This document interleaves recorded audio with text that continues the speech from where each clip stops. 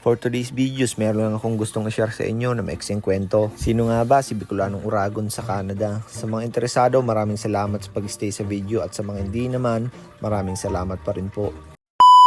Sa mga hindi nga nakakilala sa akin, ako nga pala si Mark, isang Bicolano at pansamantalang naninirahan dito sa Quebec, Canada. Sa edad na 23, naglakas loob makipagsapalaran dito sa abroad, mabigyan lang ng magandang kinabukasan ng pamilya. Simulan na natin ang kwento. Sino nga ba sa totoong buhay si Bicolanong Uragon sa Canada? Isa akong probinsyano na lumaki sa bayan ng Piodoran at sa probinsya ng Albay. Galing sa isang simpleng pamilya pero masaya. Hindi masyado marangi ang buhay pero nagpapasalamat kami dahil naitaguhid kami ng magulang namin. 4 kaming magkakapatid at pangalawa ako sa aming magkakapatid. Sa mga hindi nga nakakaalam, ang tatay ko pala isang seaman.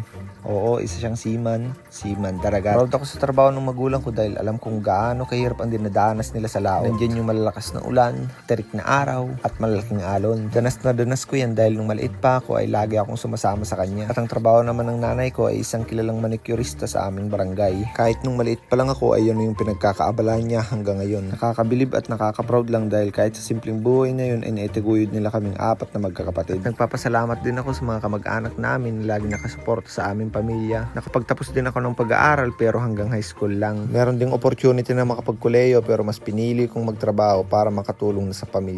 At nagsimula na nga ako magtrabaho sa edad na 19 years old bilang isang factory worker sa Olongapo, Zambales. At dahil na rin sa tulong ng mga pinsan ko kung bakit ako nagkaroon ng trabaho sa Olongapo. At makalipas ang ilang taong pagtatrabaho ay may hindi inaasang blessing na dumating sa buhay ko. At yun nga ay sa murang edad ay nagkaroon ako ng sariling pamilya. At dun nga nagising ako sa realidad ng buhay na hindi ganun kadali ang maging magulang lalo na't hindi pa kayo handa. Pero wala akong pinagsisihan sa mga nangyari sa buhay ko kahit maaga man ako naging magulang. Bagkos mas lalong tumibay para harapin ng mga hamon sa buhay dahil meron na akong responsibilidad na kailangang harapin pang habang buhay. Kaya kung kinakailangan magsakripisyo ay gagawin ko para mabigyan lang ng magandang buhay ang binuo kong pamilya. Kaya nung magkaroon ng opportunity na makapag-abroad ay hindi ko na pinalagpas. Sinabi ko sa sarili ko na kaya kong tiisin ang lungkot at pangulila, mabigyan lang ng magandang buhay ang aking pamilya. At ngayon nandito na ako sa abroad ay sobra-sobra ang pasasalamat ko sa Diyos dahil binigay niya sa akin ng opportunity na to. Kaya sa mga kagaya ko na hindi nakapagtapos ng pag-aaral ay bawiin na lang natin sa sipag at diskarte para maibigay natin ang buhay na hinahangad natin para sa ating pamilya. At sa mga kagaya ko na naging magulang sa murang edad ay wag na wag kayong mawawalan ng pag-asa dahil hindi pa nagtatapos ang buhay dyan. Kailangan mo nang magpursige at magtiwala sa Diyos na kaya mong lagpasan mga pagsubok na dumaraan sa buhay mo.